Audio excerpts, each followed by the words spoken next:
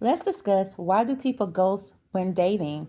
Now, people ghost for a lot of reasons, and most of them don't have anything to do with the other person being so called unworthy. Sometimes it's avoidance. They don't want conflict, the awkward conversation, or the discomfort of saying, I'm just not feeling you anymore. So instead of facing a moment that lasts 5 seconds, maybe 5 minutes of a conversation, they choose the silence that lasts forever. Sometimes it's emotional overload. Dating today moves fast. Too many messages, too many options, too many expectations. People get overwhelmed and just what? Shut down. Not because you did something wrong, but because they don't want to have to slow down and communicate like an adult. And honestly, sometimes it's immaturity. It's easier to disappear than to be accountable for someone else's feelings. Easier to leave you guessing than to sit in the discomfort of being honest. But here's the truth most people don't want to hear.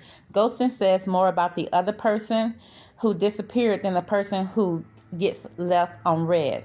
It's not closure, it's avoidance dressed up as convenience.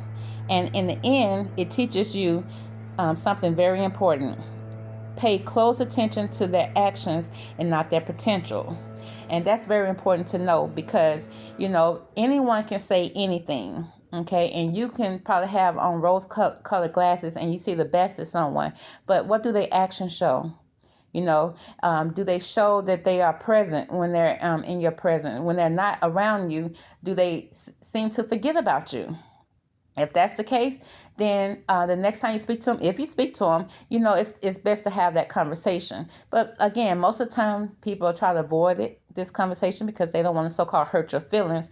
But instead, by not having a conversation, they leave a void inside you, have you guessing.